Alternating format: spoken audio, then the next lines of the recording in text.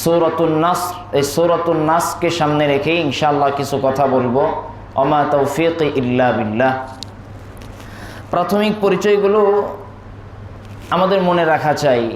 আমরা মুসলমান, কোরআনের প্রাথমিক পরিচয়, কোরআনের ছোট ছোট সূরা, প্রসিদ্ধ সূরার পরিচয়, এগুলো আমাদের জানা থাকা উচিত। আজকে যেই সূরাটা আমি তেলাওয়াত করেছি, এই সূরার নাম হলো নাসর। সবাই বলেন কি? নাসর। নাস না, নাস আরেকটা সূরা। এই সূরা হলো নুন সদ র, দন্তান্ন স র, নাসর। লাস্টে র আছে, জোরে বলেন নাসর। এই সূরার নাম হলো নাসর। কোরআনুল কারীমের সর্বশেষ পূর্ণাঙ্গ মোকাম্মাল যেই সূরা নাজিল হয়েছে, সেই সূরাটা হলো সূরাতুন নাসর। এই সূরা নাজিল হওয়ার পরে আর কোনো পূর্ণাঙ্গ সূরা নাজিল হয় নাই। বিভিন্ন আয়াত নাজিল হয়েছে, কিন্তু পূর্ণাঙ্গ সূরা হিসাবে সর্বশেষ সূরা হলো সূরাতুন নাসর। এরপরে পূর্ণাঙ্গ সূরা আর কোনো সূরা নাজিল হয় নাই। এই সূরা সর্বশেষ সূরা হিসাবে সর্বশেষ সূরা সূরাতুন নাসর। এই সূরার আয়াত সংখ্যা হলো 3টা। কয়টা? 3টা। সবাই আমার সাথে একটু তেলাওয়াত করবেন। বিসমিল্লাহির রহমানির রহিম। সবাই পড়বেন। ইযা জাআ নাসরুল্লাহি ওয়াল ফাত। ইযা জাআ নাসরুল্লাহি ওয়াল ফাত। ورأيت الناس يدخلون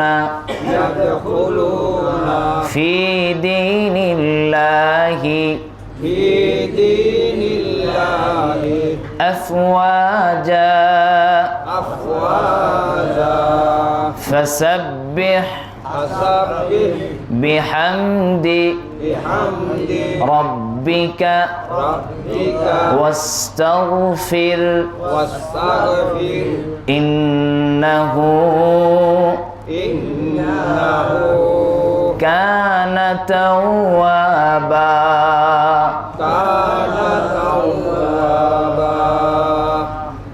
কোরআনের ছোট ছোট ছোটগুলো শিখা নিবেন, নিজ চিন্তা ভাবনা করে, নিজ গরজে শিখা নিবেন।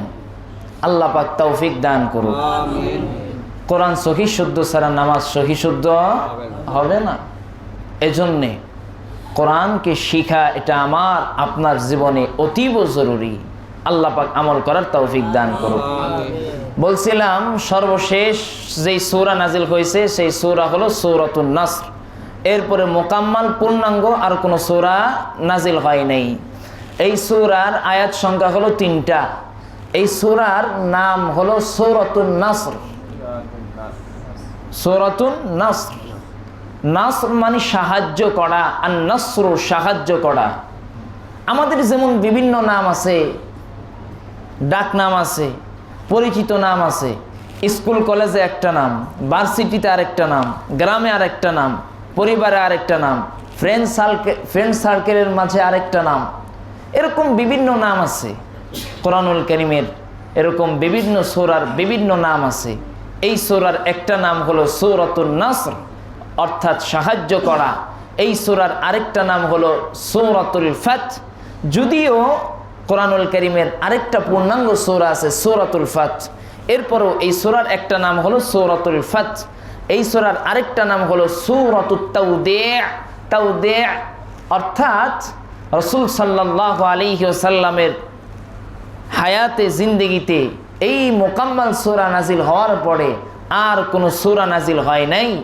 এই সূরায় রাসূলের জীবনের শেষ সূরা। রাইসুল মুফাসসিরিন আব্দুল্লাহ ইবনে আব্বাস রাদিয়াল্লাহু আনহুমা, আল্লাহ নবীর অত্যন্ত প্রিয় একজন সাহাবী আব্দুল্লাহ ইবনে আব্বাস রাদিয়াল্লাহু আনহুমা বয়সে অনেক ছোট ছিলেন, কিন্তু তাফসীর জগতের সম্রাট বলা হতো তাকে আব্দুল্লাহ ইবনে আব্বাস রাদিয়াল্লাহু আনহুমা। আল্লাহ রাসূল সাল্লাল্লাহু আলাইহি ওয়াসাল্লাম তার জন্য দোয়া করেছেন।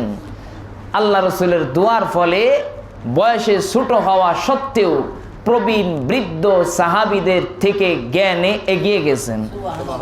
এজন্য তাকে বলা হয় রাইসুল মুফাসসিরিন, মুফাসসিরদের সর্দার। হযরত ওমর রাদিয়াল্লাহু তাআলা আন বদরি সাহাবী, বৃদ্ধ বৃদ্ধ সাহাবী, তাদেরকে নিয়ে মজমার মধ্যে আলোচনা করতেন। তো তাদের সেই মজলিসে রাইসুল মুফাসসিরিন আব্দুল্লাহ ইবনে আব্বাসকেও রাখতেন। এখন ওই প্রবীণ সাহাবীরা বলে, লিমা তাদখুলু হাযা মা'ানা, আমাদের সাথে এই বালক বাচ্চাকে কেন রাখেন? আমাদের তো বাচ্চা আছে, ছোট ছোট বাচ্চা আছে। হযরত ওমর ফারুক রাদিয়াল্লাহু তাআলা তৎক্ষণাৎ কোনো জবাব দেন নাই। উনি একটা জবাব দিছেন, কৌশলে, সুকৌশলে, অতি কৌশলে, সুন্দর চমৎকার একটা জবাব দিছেন। হযরত ওমর ফারুক রাদিয়াল্লাহু তাআলা আন এই বদরি সাহাবীদেরকে বললেন, সূরা নাসর তোমাদের সামনে আসছে, এই সূরা নাসর সম্পর্কে তোমাদের মতামত কি, বক্তব্য কি, কেন এই সূরা নাসর নাজিল হয়েছে?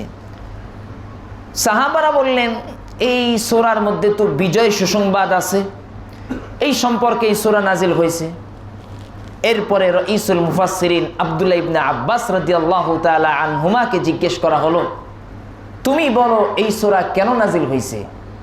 রাইসুল মুফাসসিরিন আব্দুল্লাহ ইবনে আব্বাস রাদিয়াল্লাহু তাআলা আনহুমা বলেন, এই সূরা নাজিল হয়েছে, এই সূরা আমাদেরকে ইঙ্গিত দেয় রাসূল সাল্লাল্লাহু আলাইহি ওয়াসাল্লাম দুনিয়া থেকে চলে যাওয়ার সময় গনিয়ে আসছে।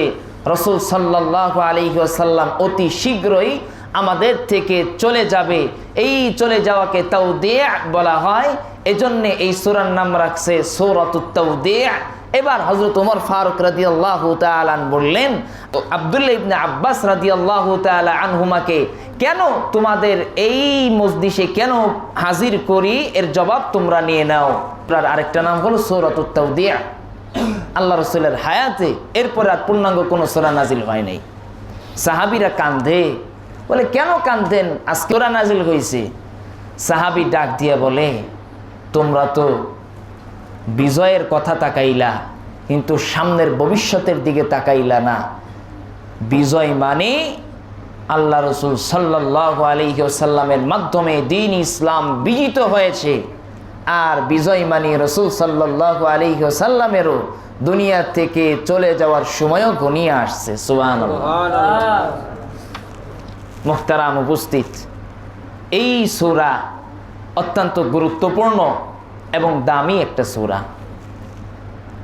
কোনো কোনো বর্ণনায় বলা হয়, এই সূরা নাজিল হওয়ার পর আল্লাহ রাসূল 2 বছর জীবিত ছিলেন।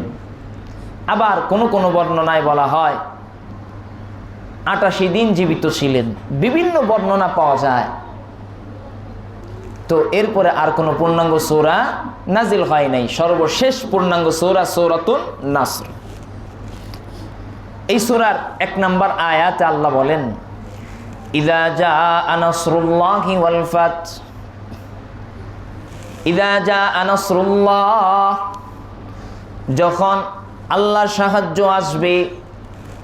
ইযা জাআ নাসরুল্লাহ, যখন আল্লাহর সাহায্য আসবে।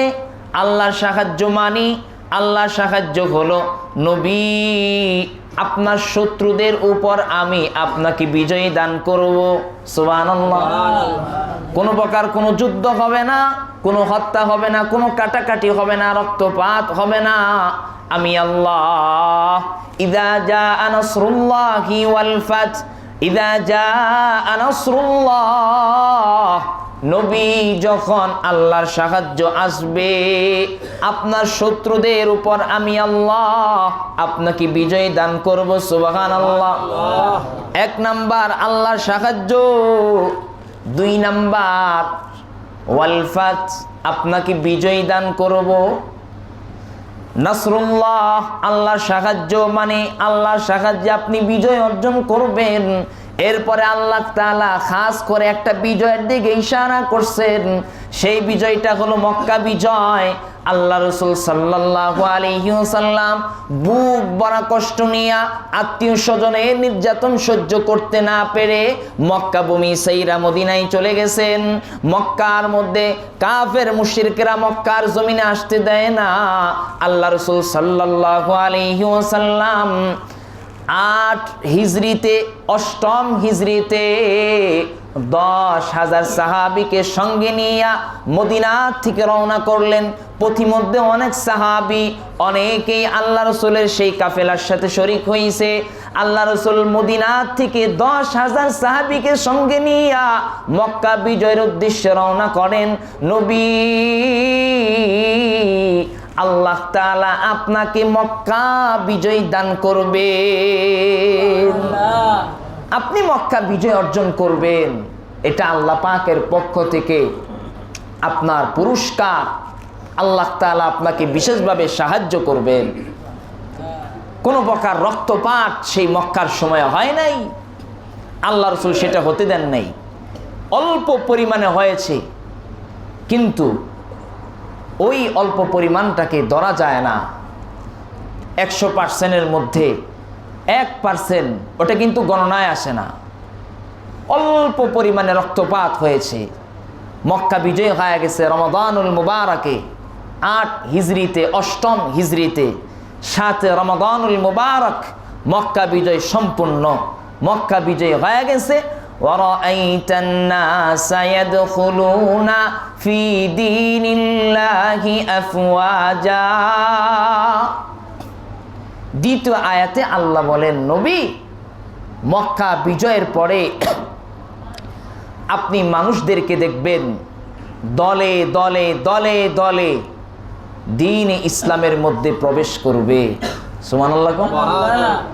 মক্কা বিজয় শেষ, এখন দেখবেন আপনি মানুষেরা দলে দলে, আফওয়াজা, দলে দলে মানুষেরা ইসলামের মধ্যে প্রবেশ করবে। মক্কা বিজয়ের পূর্বে কাফেরদের হাতে ক্ষমতা ছিল, তাদের জনবল ছিল, অস্ত্র শস্ত্র ছিল, তারা মানুষদেরকে ভয় দেখাতো, ইসলাম ধর্মে মানুষদেরকে তারা আসতে দিত না। আল্লাহ রসুলের সাথে একটা সন্ধি চুক্তি হয়েছে বেশ কয়েক বছর আগে, রসুলের মাঝে আর কুরাইশদের মাঝে একটা সন্ধি চুক্তি হয়েছে। আল্লাহ রসুল উমরা করার জন্য আসছিলেন। কাফের বেঈমানেরা, মক্কার কুরাইশেরা হতে দেয় নাই, বলে না, ভয়। অল্প সাহাবী নিয়ে আসছিলেন, এরপরেও মনের ভিতরে ভয়, যদি না জানি কি করে ফেলে, মক্কায় আসতে দেয় নাই। একটা সন্ধি চুক্তি হয়েছে। কিরকম সন্ধি চুক্তি দেখেন, অনেকগুলো সন্ধি চুক্তি হয়েছে। সন্ধি চুক্তিতে বাস্তব দৃষ্টিতে যদি আমরা তাকাই, তাহলে আমরা দেখতে পাই মুসলমানদের কোনো বিজয় নয়, কাফের বেঈমানদের বিজয়। কিন্তু বাস্তবের দিকে তাকাইলে, বাস্তবতার দিকে তাকাইলে বোঝা যায় না। আমাদেরকে সামনের দিকে তাকাইতে হবে। সামনের দিকে যদি আমরা তাকাই, তাহলে সেই সন্ধি চুক্তির মাধ্যমেই মুসলমানদের প্রকৃত বিজয় অর্জিত হয়েছে। কি সন্ধি চুক্তি ছিল? একটা সন্ধি চুক্তি ছিল এটাই, মক্কা থেকে কেউ যদি তোমার ধর্মে আসে, ইসলাম ধর্ম গ্রহণ করে, তাহলে তোমরা তাকে ফিরিয়ে দিবা, তোমরা তাকে তোমাদের কাছে রাখবা না, মক্কাতে পাঠায়া দিবা।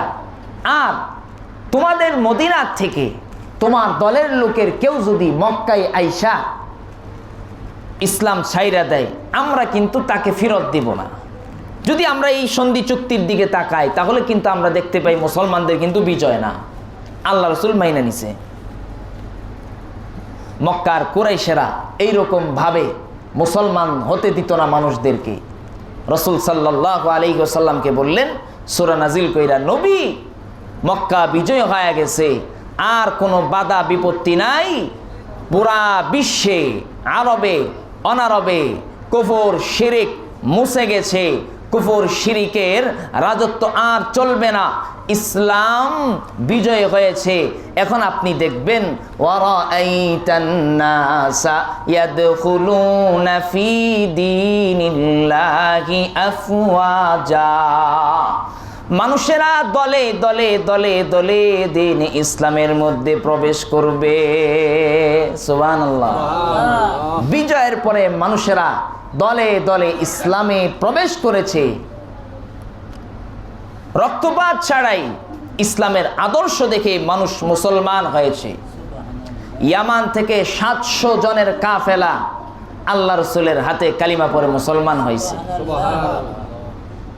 ইসলামের দল আরো বাড়ি হয়ে গেছে। কেন? মক্কা বিজয়ের যদি আমরা ইতিহাসের দিকে তাকাই, গুরুত্বপূর্ণ একটা বিষয় হলো ওই দিন আল্লাহ রসুল রক্তপাতের নির্দেশ দেন নাই। এই আদর্শে অনেক কাফের বেঈমান ও মুসলমান হয়েছে। আবু সুফিয়ান সারা জীবন রসুলের বিরোধিতা করেছে, মক্কা বিজয়ের সময় আল্লাহ রসুলের হাতে কালিমা পড়ে মুসলমানদের দলে অন্তর্ভুক্ত হয়ে গেছে। বিজয় দিলাম, বিজয় অর্জন হয়ে গেছে। বিজয় কে দেন? আল্লাহ। আর একটু জোরে বলেন, কে দেন? আল্লাহ বিজয় দান করেন। তো এখন বিজয় হয়ে গেছে, নবী বিজয় অর্জনের পরে আপনার কি করণীয় আপনি জানেন? বিজয় অর্জনের পরে 1 নাম্বার আপনার করণীয় হলো, বিজয় তো হয়ে গেছে, এবার আপনার করণীয় কি? এবার আপনার করণীয় হলো ফাসাব্বিহ বিহামদি রাব্বিক। নবী বিজয় অর্জন হয়ে গেছে, এবার আপনি তাসবিহ সহকারে আপনার রবের প্রশংসা করেন। 1 নাম্বার কাজ। বাংলাদেশ 1971 সনে দীর্ঘ 9 মাস রক্তক্ষয়ী যুদ্ধের মাধ্যমে বিজয় অর্জন করেছে। আরেকটু আগে যদি আমরা তাকাই, 1947 সনে ভারত পাকিস্তান বাংলাদেশ সব এক ছিল। ভারত পাকিস্তান বাংলাদেশ সব এক রাষ্ট্র ছিল। ওদিকে হিন্দুস্তান হিন্দুরা থাকতো, এদিক দিয়ে মুসলমানের সংখ্যা বেশি। স্বাধীনভাবে মুসলমান তারা নিজেদের ধর্ম পালন করার জন্যে ভারত থেকে আলাদা হয়ে গেল।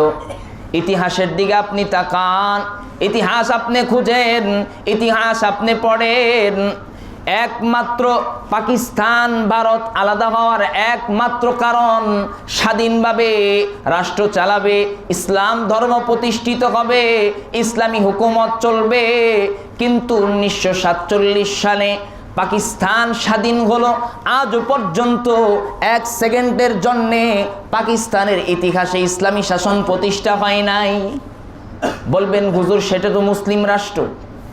আমি আগেও বলেছি, অনেক বলেছি, মুসলিম রাষ্ট্র এক জিনিস, কোরআন সুন্নাহ দ্বারা পরিচালিত রাষ্ট্র ওটা আরেক জিনিস। রাষ্ট্রে ইসলাম ধর্ম লেখা আছে। আমাদের তো বর্তমানে ইসলাম ধর্ম শুধু লেখার মধ্যেই সীমাবদ্ধ। উপদেষ্টারা আয়েশা বলে সকল ধর্মের মান সমান, ধর্ম নিরপেক্ষতা চাপায়া দেয়। ইসলাম যেই পাওয়ারফুল ধর্ম হিসাবে বাংলাদেশে থাকবে ওটা তারা মানতে চায় না, বলে সকল ধর্মের মান সমান। সকল ধর্মের মান দিয়া ইসলামটাকে তারা নিচে ফেলে অন্যান্য ধর্মকে তারা হাইলাইট করতে চায়। এটা বর্তমান সমাজের চরিত্র এরকমই। আর আমরা মুসলমান এটা বুঝতেও চাই না। বুঝতে হবে বিষয়গুলা। ইসলামী দেশ হয়ে গেলেই আমরা সাকসেসফুল, বিষয়টা এরকম না। এখানে অনেক কাজ আছে, নাম দিছেন ইসলাম, কিন্তু পুরাটাই চলছে পশ্চিমার নিয়ম অনুযায়ী, ইহুদি খ্রিস্টানদের নিয়ম অনুযায়ী। চোর যদি চুরি করে, ইসলামী নিয়ম হলো হাত কেটে দাও। জেল জুলুম এটা ইসলামে নাই। অল্প কিছুদিনের জন্যে ঘরে বা কোথাও আটকায় রাখতো, যখন অপরাধ থেকে সংশোধন হয়ে যাইতো তাকে ছেড়ে দিত। এই যে জেলে যে মানুষদেরকে রাখছে, কথাগুলো শুনলে আপনার কাছে হয়তো অন্যরকম লাগতে পারে, কিন্তু আপনি ইসলামী শাসন আর বর্তমান গণতন্ত্রের শাসনগুলো একটু মিলায় দেখবেন। এই যে জেলগুলাতে মানুষকে হাজার হাজার বছর, শত শত বছর, এই বহু বছর ধরে একজন মানুষকে জেলে রাখে, সেখানে তার খাওয়ার খরচ দেয় কে?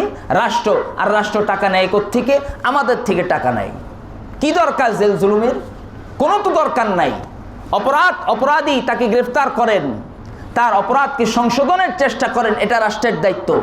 ইসলাম বলে তুমি অপরাধীকে তাকে তুমি গ্রেফতার করো, এরপরে যখন সে সংশোধন হয়ে যাবে তাকে তুমি ছেড়ে দাও। কিন্তু আমার দেশে জেল জুলুমের পরিস্থিতি কি? চোর যদি জেলে যায় সে ডাকাত হয়ে বের হয়। আমার কথা মনে হয় অসত্য নাকি? অসত্য না সত্য? সত্য কথা। আপনি একটু খবর নিয়ে দেখেন, চোর যদি চুরি করে ইসলামী নিয়ম হলো হাত কেটে দাও।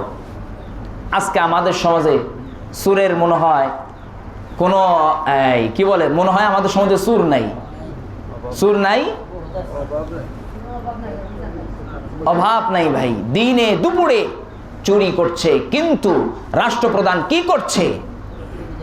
চায়া চায়া শুধু সব দেখছে, কিচ্ছু করে না, কোনো কিচ্ছু করে না। আজকে সমাজপতি, যিনি সমাজের মূল দায়িত্বে আছেন, তিনি কি করছেন? চোরের বিচার কেন করছেন না? আমার তো মনে হয় এরাই চোরের সহায়তা। আমার এটাই মনে হয় চোরের সহায়তার মধ্যে সেও অন্তর্ভুক্ত। নচেত অপরাধীকে অপরাধী বলে বিচার কেন করছে না? এই জবাব আমার কাছে আর কোনো জবাব নেই এই জবাব ছাড়া। জিনাখোর, তার কেন বিচার হচ্ছে না? আমার তো মনে হয় যিনি সমাজের দায়িত্বে আছেন উনিও ওইটার মধ্যে জড়িত, নচেত সে বিচার অবশ্যই করত। কথাগুলা শক্ত হলেও কিন্তু বাস্তব কথা এটাই। আজকে মুসলমান, আগে একটা সময় ছিল সনের ঘরে মানুষ থাকতো, এরকম একটা সময় ছিল না? আর একটু জোরে বলেন। তখন তো চুরি হয় নাই, তখন তো কোনো কিছু হয় নাই, তখন তো জিনা বেবিচার হয় নাই। এখন দালান কোঠা হওয়ার পরেও চুরি হচ্ছে, বেবিচারি হচ্ছে। কেন? একমাত্র কারণ মুসলমান ইসলামী শাসন থেকে দূরে সরে গেছে, এছাড়া আর কোনো কারণ নেই। এজন্যে আমাদেরকে ইসলামী শাসনের জন্য চেষ্টা করতে হবে, ইসলামী শাসনের জন্যে দোয়া করতে হবে। আল্লাহ তুমি আমাদের দেশে ইসলামী হুকুমত চালু করে দাও, জোরে বলি আমিন। তাহলে বলছিলাম পাকিস্তান শাসন হয়েছে ইসলামী হুকুমতের জন্যে, কিন্তু এক সেকেন্ডের জন্য পাকিস্তানে ইসলামী হুকুমত চালু হয় নাই। পাকিস্তানিরা এই পূর্ব পাকিস্তান, এটাকে বলা হয়তো বাংলাদেশ অঞ্চলকে, ওদেরকে বলা হয়তো পশ্চিম পাকিস্তান, আমাদের উপরে অমানবিক নির্যাতনের স্টিম রোলার চালাচ্ছে। আমাদের মা বোনদের নির্যাতন করছে, মা বোনদের ইজ্জত হানি করছে, মা বোনদের ইজ্জত লুণ্ঠন করছে। এক পর্যায়ে এমন বলা যায় নির্যাতনের স্টিম রোলার এই পূর্ব পাকিস্তানের উপর চালাচ্ছে পশ্চিম পাকিস্তানিরা। এক পর্যায়ে বাঙালি বিরাট জাতি ঘুরে দাঁড়ালো, বাঙালিরা তাদের সাথে 9 মাস যুদ্ধ করলো। 9 মাস যুদ্ধ করার পরে সোনার এই বাংলা বিজয় অর্জন করেছে বাংলাদেশ। আমরা পাকিস্তান থেকে আলাদা হয়েছি স্বাধীনভাবে ধর্ম পালন করার জন্যে, স্বাধীনভাবে ধর্ম পালন করার জন্যে বাংলাদেশ গঠিত হয়েছে, কিন্তু স্বাধীনভাবে ধর্ম পালন করা যায় না। আপনি খবরের পত্রিকায় তাকান, খবরের পত্র পত্রিকাগুলো ভালো করে নজর করেন। ভার্সিটির মধ্যে মা বোনেরা যদি নেকাব পরে, পর্দা পরে যায়, তাদের উপরে নির্যাতন করা হয়, তাদেরকে পরীক্ষার হলে ঢুকতে দেয় না। এই চিত্র আমার সোনার বাংলাদেশে, অন্য কোথাও না, আমার সোনার বাংলাদেশে। তো সোনার বাংলাদেশ ভাই কেন স্বাধীন করলা? কেন স্বাধীন করলা? তুমি ইসলামী বিধিবিধান পালন করতে পারবে না, ইসলামী পর্দা সে পালন করতে পারবে না, তো এই রাষ্ট্র স্বাধীন করা, বিজয় করার কি দরকার ছিল? মূল উদ্দেশ্যই তো ছিল বিজয় অর্জন করার পরে মানুষেরা স্বাধীনভাবে ধর্ম পালন করবে। ইতিহাস আপনি পড়েন, মাওলানা আতহার আলী রহমতুল্লাহ আলাই, মাওলানা আব্দুল হামিদ খান বাসানী রহমতুল্লাহ আলাই, ওনারাও এই বিজয় অর্জনের সাথে জড়িত ছিল। কিন্তু আজকে তাদেরকে মাইনাস করে অনেক লোকের নাম জড়ায় দেয়, তাদের নাম ইতিহাসেও খুঁজে পাওয়া যায় না। মুহতারাম উপস্থিত, আমি যেই কথাটা বোঝাতে চাচ্ছি, রাষ্ট্র বিজয় হয়েছে ইসলামী শাসন অনুযায়ী নিজের জীবনকে বাস্তবায়ন করার জন্যে। আমরা দোয়া করব এবং চেষ্টা করব আল্লাহ যেন সোনার বাংলায় ইসলামী হুকুমত প্রতিষ্ঠা করে দেয়, জোরে বলি আমিন। বিজয় অর্জন হয়েছে না 1971 সনে বিজয় অর্জন হয়েছে। 24-এর গণঅভ্যুত্থানেও একটা বিজয় হয়েছে মানুষ বলে, আচ্ছা বিজয় হয়েছে। ওদিক দিয়া কথা বলছিলাম মক্কা বিজয়। মক্কা বিজয়ের পরে রাসূল সাল্লাল্লাহু আলাইহি ওয়াসাল্লামকে কি করার জন্যে আল্লাহ তাআলা নির্দেশ দিচ্ছেন, এই নির্দেশগুলা আমাদেরকে পালন করতে হবে। আমরা যেহেতু একটা দেশ বিজয় করেছি, এই বিজয়ের পরেও আমাদেরকে এই দুইটা ফরমান রাসূল সাল্লাল্লাহু আলাইহি ওয়াসাল্লাম আয়াতের মধ্যে সূরা নাসরের 3 নম্বর আয়াতে দুইটা ফরমানের কথা বলছেন, দুইটা আমলের কথা বলছেন। রাসূল মক্কা বিজয় হয়ে গেছে, এখন আপনি দুইটা কাজ করেন। 1 নাম্বার ফাসাব্বিহ বিহামদি রাব্বিক, নবী আপনি আপনার রবের প্রশংসা করেন। 1 নাম্বার কাজ জোরে বলেন তাসবিহ পাঠ করার জন্য, সবাই জোরে বলবেন। বিজয় অর্জনের পরে 1 নাম্বার কাজ কি? তাসবিহ পাঠ করার জন্য। কি তাসবিহ? অর্থাৎ রবের প্রশংসা। সবাই এক বাক্যে বলেন, বিজয় অর্জনের পরে 1 নাম্বার কাজ কি? রবের প্রশংসা। জোরে বলেন কি? রবের প্রশংসা 1 নাম্বার কাজ, রবের প্রশংসা করা। হযরত উম্মে সালমা রাদিয়াল্লাহু তাআলা আন বলেন, সূরা নাসর নাজিল হওয়ার পরে রাসূল সাল্লাল্লাহু আলাইহি ওয়াসাল্লাম সব সময় পড়তেন সুবহানাল্লাহি ওয়া বিহামদিহি আস্তাগফিরুল্লাহ ওয়া আতুবু ইলাইহি। উঠতে বসতে সব সময় দোয়া পাঠ করতেন। আপনি একটু তাসবিহ পাঠ করেন, রবের প্রশংসা পাঠ করেন। আলহামদুলিল্লাহি রাব্বিল আলামিন, আপনি আপনার রবের প্রশংসা করেন, আল্লাহ তাআলা খুশি হয়ে যায়। আসনা আলাইয়া আবদি, আমার বান্দা আমার প্রশংসা করছে। দুনিয়ার কেউ কারো প্রশংসা করলে ওই ব্যক্তি খুশি হয়ে যায়। আহকামুল হাকিমিন, আল্লাহ তাআলার প্রশংসা কেউ যদি করে তার উপরেও আল্লাহ খুশি হয়ে যায়। সুবহানাল্লাহ। আলহামদুলিল্লাহ আলহামদুলিল্লাহি তামলাউল মিজান, আল্লাহর প্রশংসা করো ভাই, মিজানের পাল্লা পূর্ণাঙ্গ করে দিবে। সুবহানাল্লাহ। বিভিন্ন তাসবিহ পড়বেন, সুবহানাল্লাহি ওয়া বিহামদিহি সুবহানাল্লাহিল আযীম। হাদিসের মধ্যে কি বলে জানেন? বুখারী শরীফ একটা কিতাব আছে, এই বুখারী শরীফের সর্বশেষ হাদিস।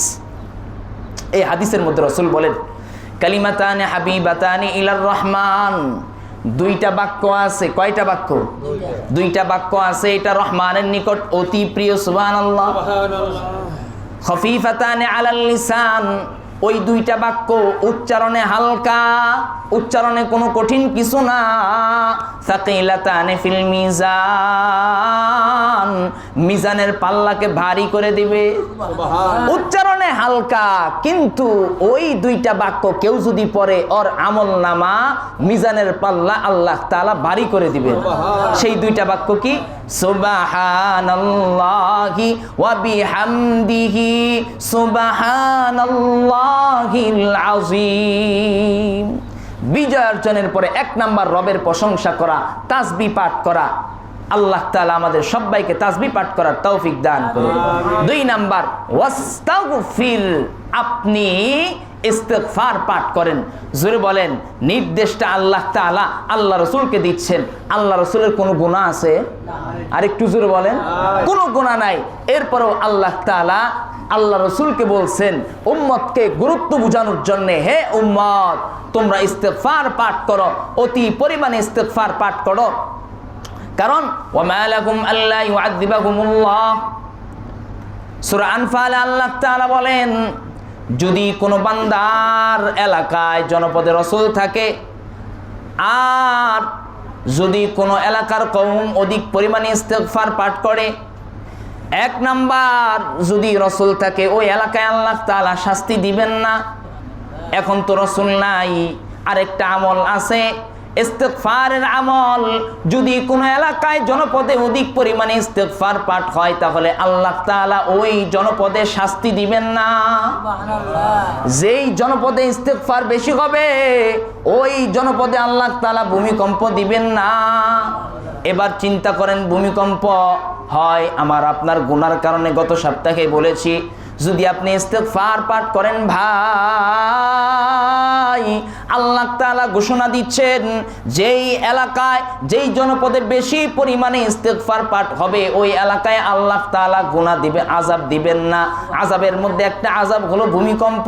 ভূমিকম্প আল্লাহ তাআলা দিবেন না। তাহলে বিজয় অর্জনের পরে 1 নাম্বার কাজ তাসবিহ পাঠ করা, রবের প্রশংসা করা। আল্লাহ বিজয় দিছে, দুনিয়ার কারো ক্ষমতার বলে, শক্তির বলে, জনগণের বলে বিজয় অর্জন কেউ করতে পারে না। আল্লাহ তাআলা যাদেরকে বিজয়ী দেন একমাত্র তারাই বিজয় অর্জন করতে পারে। অতএব বান্দা তোমরা বিজয় অর্জন করেছো। 1 নাম্বার কাজ তোমরা রবের তাসবিহ পাঠ করো। 2 নাম্বার কাজ ইস্তেগফার বেশি পরিমাণে পাঠ করো। যদি তোমরা এই 2টা কাজ করতে পারো তবে তোমরা প্রকৃত বিজয় হাসিল করতে পারবে, ভোগ করতে পারবে। আর যদি তোমরা 2টা কাজ না করো তাহলে তোমরা প্রকৃত বিজয় ভোগ করতে পারবে না। আজকে আপনি আমাদের বাংলাদেশের দিকে তাকান, আমরা বিজয় কিভাবে পালন করি? 1 মিনিট নীরবতা পালন করি, নীরবতা পালন করি। এই নীরবতার মধ্যে কি ফায়দা আছে? কি ফায়দা আছে বলেন? না সোয়াব আছে। অথচ মান তাশাব্বাহা বিকওমিন ফাহুয়া মিনহুম, এই হাদিসের দিকে যদি আমরা লক্ষ্য করি তাহলে তো আমরা দেখি এখানে গুনাহ আছে, গুনাহ আছে। নীরবতা এটা ইহুদি খ্রিস্টানদের কালচার, পশ্চিমাদের কালচার। শহীদ যারা হয়েছে, বিজয় যারা অর্জন করেছে, তাদের জন্য আপনি ইখলাস পাঠ করেন, 3 বার সূরা ইখলাস পাঠ করেন, তাদের আমল নামায় বর্ষায়া দেন, তাদের কবরে বর্ষায়া দেন, সওয়াব হবে, আপনারও সওয়াব হবে, তারও সওয়াব হবে। সে ফায়দা, প্রকৃত ফায়দা অর্জন করতে পারবে। নীরবতার মধ্যে কোনো ফায়দা নাই। এজন্যে আমাদের সামনে অতি কয়েকদিন পরে, 2-1 দিন পরেই আমাদের সামনে বিজয় তারিখ আসবে, 16ই ডিসেম্বর আসবে। আমরা কোনো নাচ গানের অনুষ্ঠানে যাব না, কোনো অহেতুক অশ্লীল কোনো অনুষ্ঠানে যাব না, কোনো খারাপ কাজে আমরা যাব না। আমরা 1 নাম্বার রবের তাসবিহ পাঠ করব, 2 নাম্বার ইস্তেগফার পাঠ করব ইনশাআল্লাহ। আল্লাহ তাআলা আমাদের সবাইকে আমল করার তৌফিক দান করুক। জোরে বলি আমিন। আলোচনা আজকে শেষ। এখন আপনাদের সাথে 2-1টা কথা বলবো আমি ইনশাআল্লাহ।